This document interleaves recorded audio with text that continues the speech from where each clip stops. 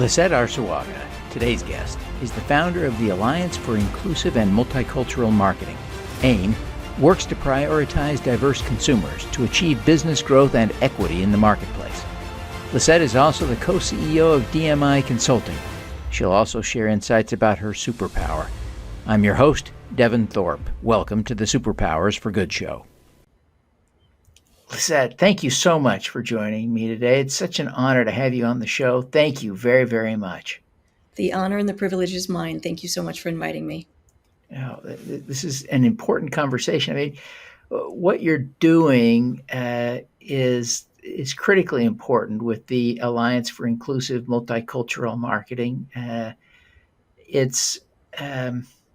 I think it's high time all of us really began to, to use your hashtag see all, right? To be aware of all the different ways in which members of our community are sometimes left out or feel left out. Tell us a little bit about the origin of AIMM. So AIMM was founded 5 years ago by myself and my partners Gilbert Davila, Carlos Santiago, and the ANA, the Association of National Advertisers. And at that point, I think that ANA was coming at it from the industry perspective that they wanted to prioritize multicultural and inclusive marketing. From my perspective, I have a company, DMI Consulting, we're now celebrating our 12th year. And for 7 years, we'd been working individually with companies, creating their multicultural strategies, putting diversity front and center.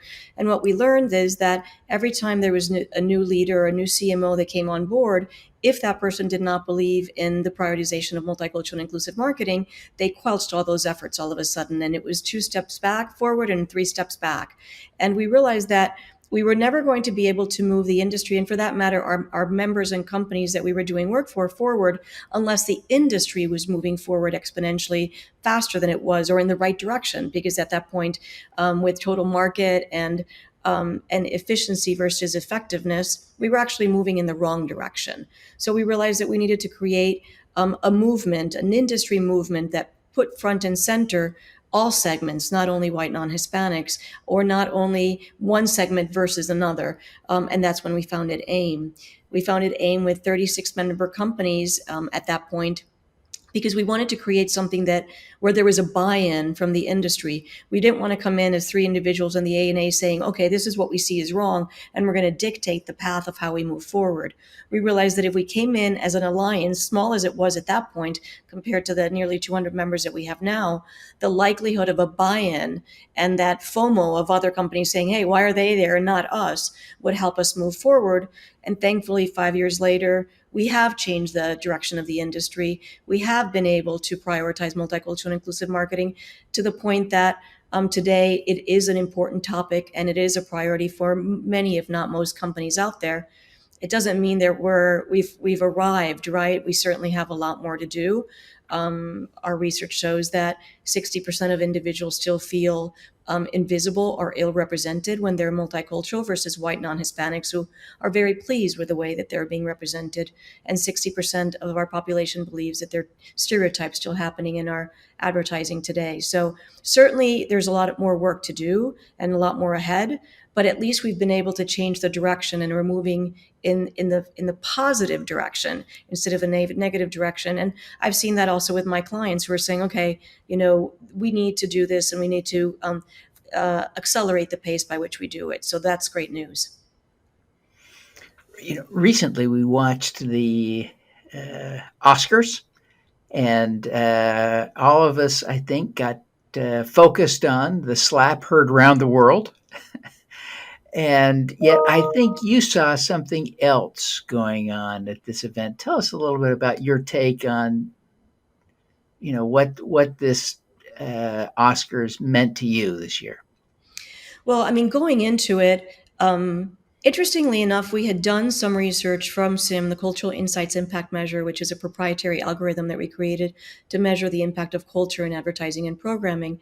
And through CIM, we tested 33 Oscar-nominated movies, out of which only 5 of those resonated strongly with five or more diverse segments. So going into it, we realized that the majority of these films today are not really resonated with diverse segments, and they're still not really representing the world in which we live.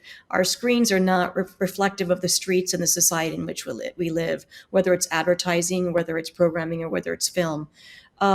Thankfully, though, when we went into the Oscars and wins started happening, and you had, wins like,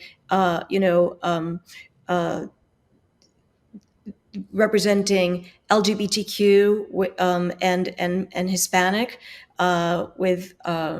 with an incredible acceptance speech that declared a victory for this segment, right? Saying, I am a Afro-Latina who's gay, and yet here I am standing, and America has made my dream come true. So we saw, we did see a lot of the winners as multicultural and diverse segments. Unfortunately, the conversations that we're having today and this week are not conversations focused on, we did move the industry forward. Yes, granted, the majority of films did not represent the world in which we live, but a lot of the winners did, right? So that was the best Oscar as far as diversity that we've seen until today. And instead of saying we've come a long way and the Academy did a great job in realizing that diversity had to be represented, we're talking about an unfortunate slap and an unfortunate incident, one Black man against another Black man, right? Which gives some individuals what they believe is the right to criticize things. I, as a Hispanic woman, when I see something, an error or a crime committed by a Hispanic person, I think this is going to happen. And then what's going to happen is that it's going to be seen as this is what Hispanics do, right? Whereas white non-Hispanics have the ability to commit a crime, and then that crime was committed by that person, and that the whole race is not aligned with that act itself. And we've seen, conversations about Black men because of the slap. We've seen conversations about, but whatever those conversations are, we need to focus on what's important. And actually, we placed an ad in this week's Variety magazine that states, let's talk about this. Let's talk about the winners. Let's talk about diversity. Let's talk about the fact that we took a step forward and we don't want to take 3 steps back like we've seen it before. This shouldn't be like a check the box and then next year we go back to the same old, same old. This should be a lesson learned that we move forward from this and not backward. And hopefully the conversation starts going back into what's important, and we stop talking about a bad decision by one individual that changed the direction of what we should be talking about today.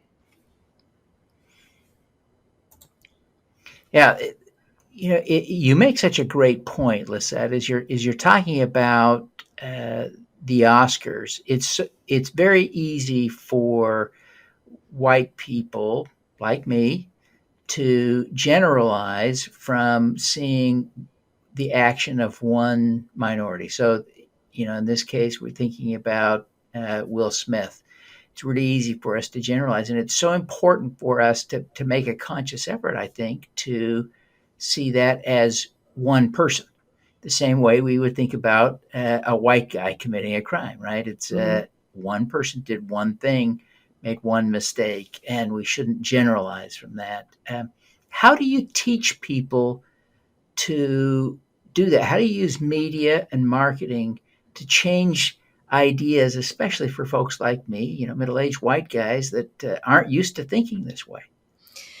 You know what? It's why we have an effort, even though we are a marketing organization, we have an effort to change the way individuals are being represented in both advertising and programming.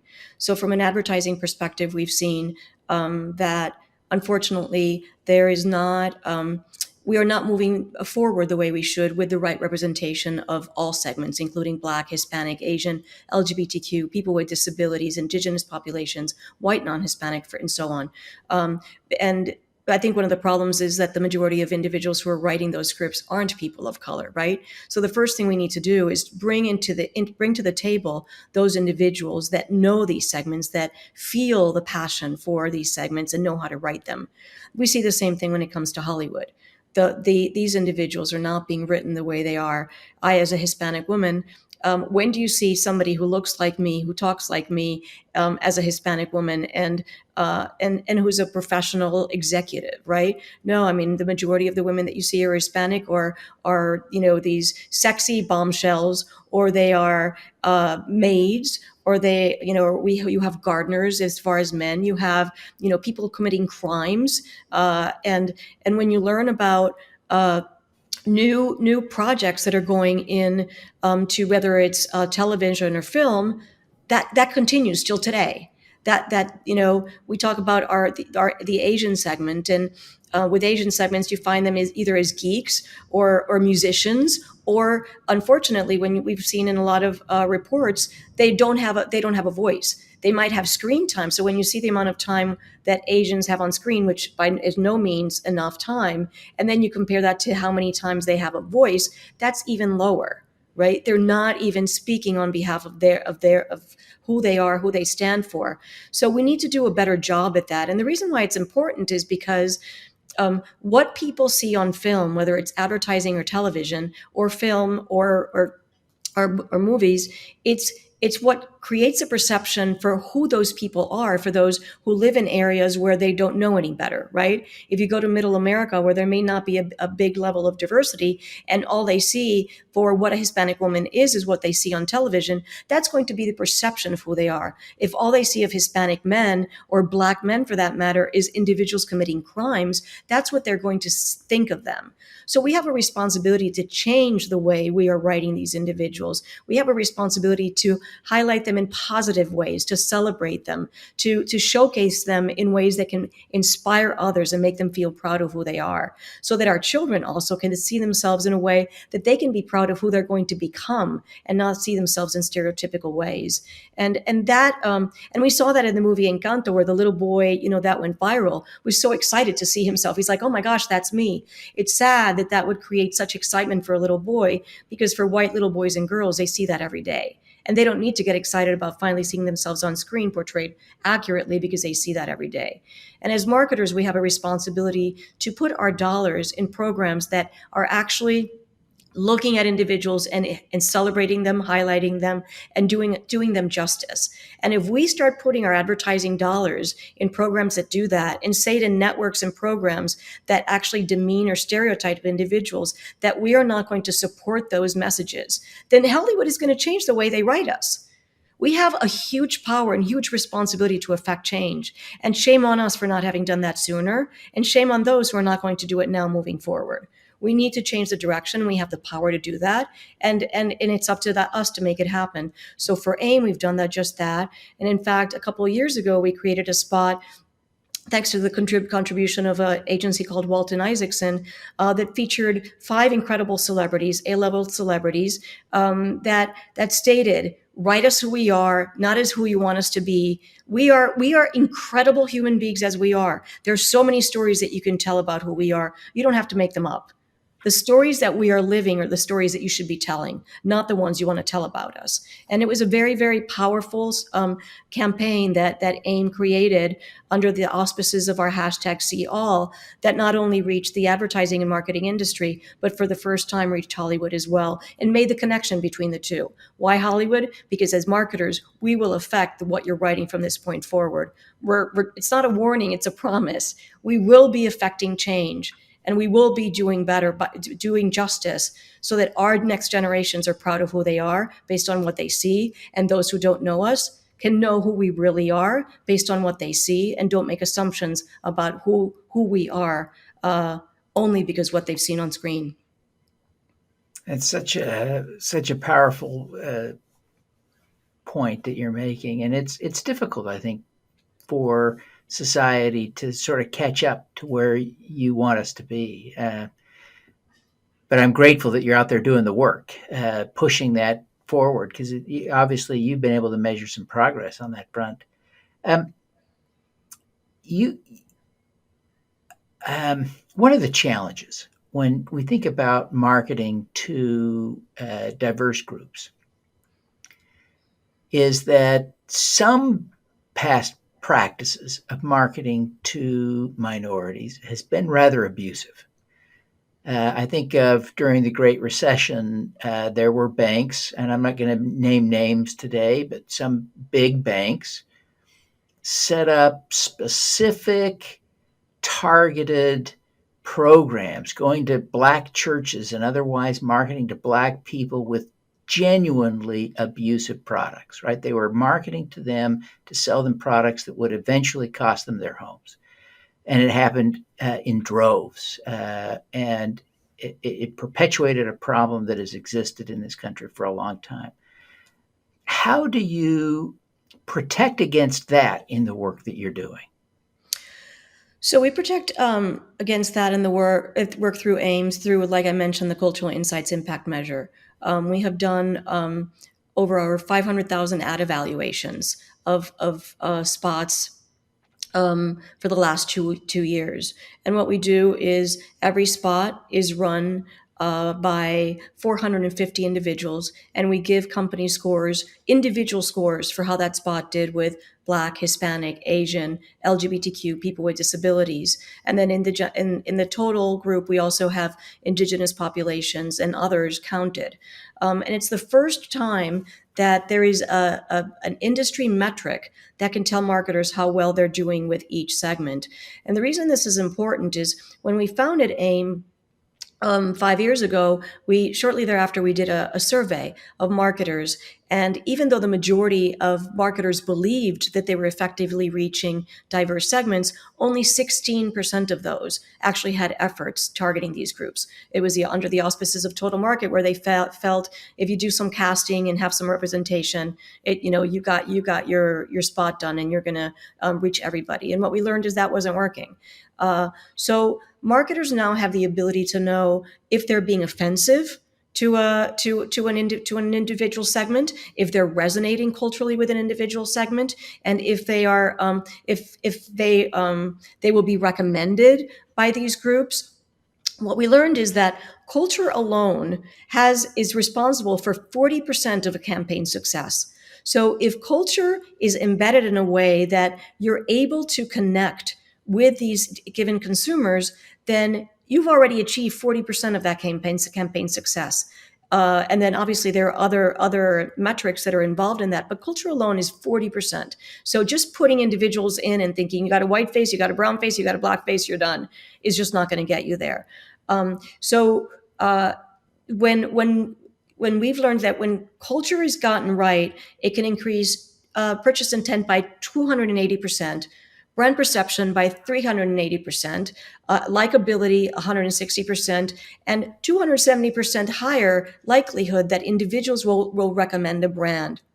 And so this is also really important because for a long time we would hear from advertiser that would say, well, we want to do a spot that targets Black and put that in the general market, but we don't want to alienate other segments, especially the white non-Hispanic segment. So, we just don't feel comfortable doing that. So now marketers have the ability to test before they go to market, know who they're resonating with. If they're getting it wrong, then they can do something about it before it goes out there, and they can solve the issues instead of having a public affairs or public relations nightmare like they did with Dove, with the woman who took off the shirt when she was dirty and she had the brown shirt and all of a sudden she became white, like the Pepsi Kendall Jenner ad. I mean, these were huge faux pas that should have never gotten on the air. And these are relatively recent. You have stereotypical representations of individuals that are offensive every single day, and marketers now have the ability to not get it wrong and not go there anymore, because it's a lot easier to get it right for the first point than have to fix it and have to bring back consumers that swore that they would never purchase a product from you again. Well, Lisette, you have done incredibly important work. You've accomplished a lot. It's really remarkable. Thank you. And I wonder, how would you describe your superpower? You know what? I would say that my superpower is empathy first, and I would say it's two things, but those two things have to be combined. It's determination, making the impossible possible. It's about progress, not about perfection. And you mentioned progress before, and I think that so many people sometimes are scared of not getting it right that they don't move forward. So it's about progress, not perfection. And I think that that determination gets you one step further every day. But it's also about empathy. And it's putting yourself in the shoes of another person. And that's why at AIMM, we represent the interests of all of these segments that I mentioned to you before. I, as a Hispanic woman, could be working towards the benefit of Latinos alone, right? But I've chosen to work towards the benefit of all segments that are underrepresented, because I understand that we share a lot of the same challenges right now, whether it's in marketing, whether it's in entertainment, we share a lot. So why not come together and work towards a common good? And that empathy has to be present, because you have to get yourself out of your own place, out of your own shoes, and be able to see the world from a different perspective, and realize that yes, there are challenges that are affecting the segment that I represent as a Hispanic woman, but there are also many challenges that are as important that are affecting other segments that we have to work together on, and we're going to get there faster if we do it together rather than in silo and each one working on our own.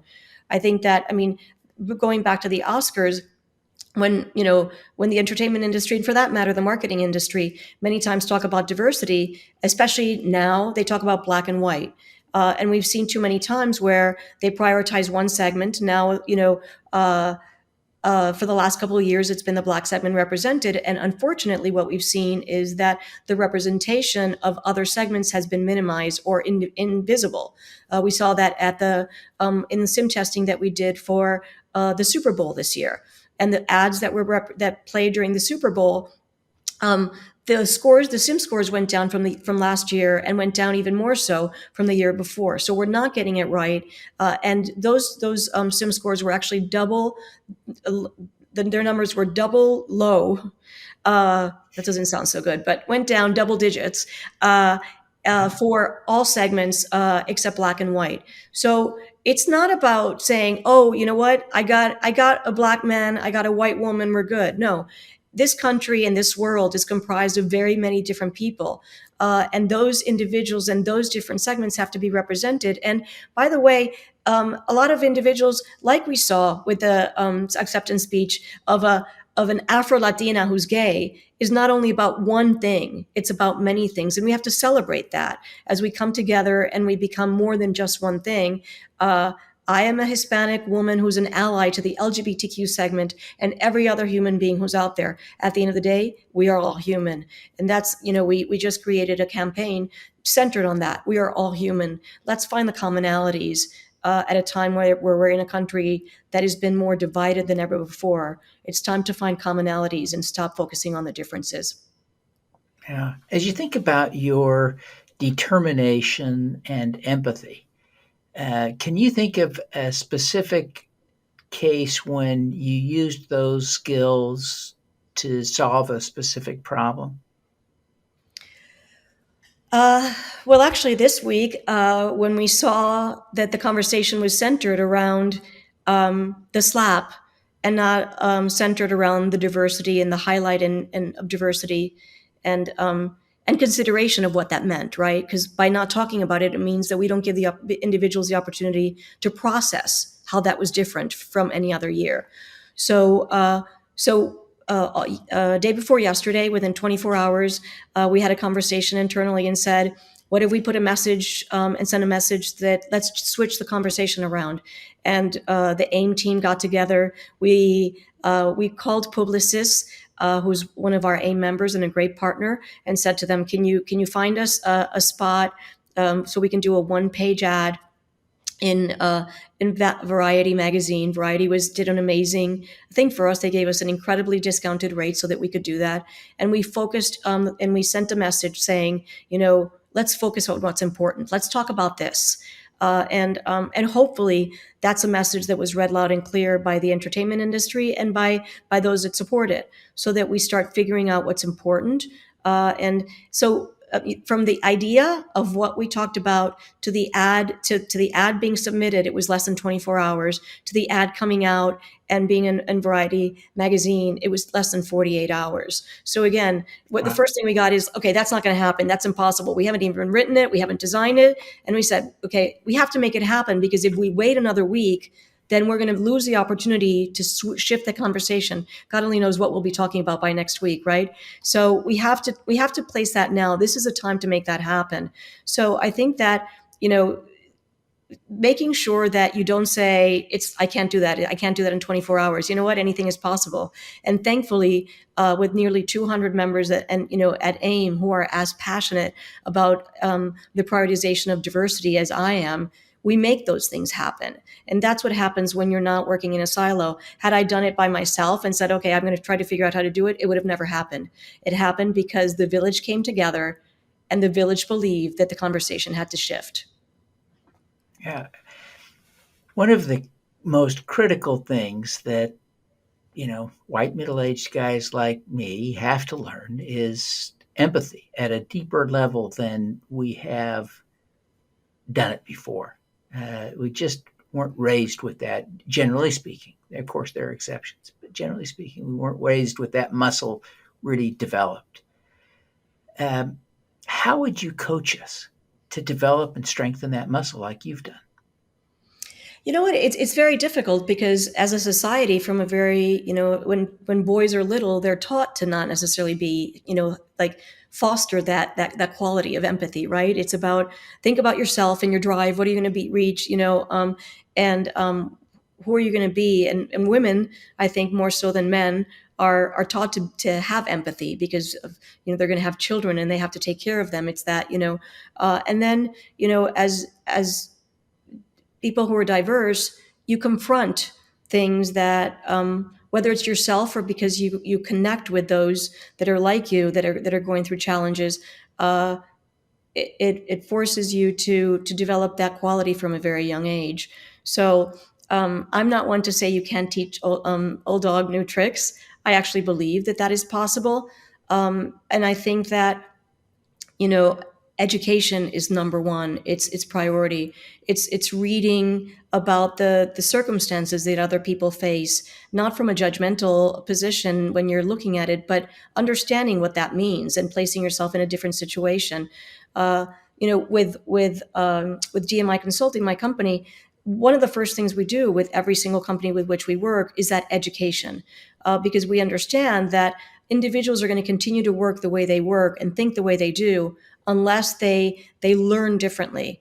And I think that the majority of steps that are taken that are not the smartest steps in the world are based on ignorance. And the best way to combat that is through teaching people to think differently. And that's what we do. So I would say, believe that you're able to change no matter how old you are, what race you are, what religion you are. Believe that the impossible is possible, and that you are able to see people from an understanding perspective, and to understand is to learn, and it's going to make you a much better person as a consequence, as a result. Oh, that's a great and powerful message, and I really appreciate you sharing that, Lisette. Thank you so much. Well, I'm grateful that you take the time to be with us today and really appreciate you and the great work that you're doing. Before you go, would you take a minute and tell people how they can learn more about AIM and SIM and how they can connect with you personally? Sure thing. So our website is www.anaimm.net. So it's ANAIMM.net. So we have all of the information that folks want to learn on the site for SIM as well. And you can find me on LinkedIn, Lisette Arsuaga. I'm happy to connect via LinkedIn. And happy to include and welcome as many companies and entities as possible to AIM and to our alliance, because that's where the power is, right? The more, the merrier, and we'll get that much more accomplished. And happy to welcome them to our family, because that's how we work when it comes to AIM. We work as a family, we work as a team, and we are passionate to affect change. So if you're passionate and looking to affect change, I think AIM is a place to make that happen. Fantastic. Again, Lisette, thank you so much for being with us today. We wish you every success in continuing and succeeding at the great work that you're doing. Thank you. And thank you for all the incredible work that you do and for highlighting the work of people like me. I can't tell you how much it means to be able to share our passion and our voice, and having a platform to do so only happens with people like you who believe that there are stories out there that need to be shared. Exactly what we talked about before. Don't make up the stories. Just listen to what's happening. There's plenty of stories to write about people like me. Oh, fantastic. Thank you for making that point. And we wish you every success going forward. Thank you. Thank you again. Have a great day. All righty. Let's do some good. Thank you for tuning in to the Superpowers for Good show. Twice each week, we host changemakers who share their impact, insights, and superpowers. Don't miss another episode. Subscribe today at superpowersforgood.com. That's superpowers, good.com.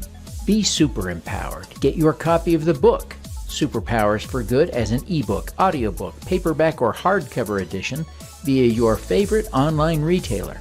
Interested in having me speak to your company, organization, or association? Visit devinthorpe.com. Then let's talk. Now, keep using your superpowers for good. Together, we can reverse climate change, improve global health, and eradicate poverty.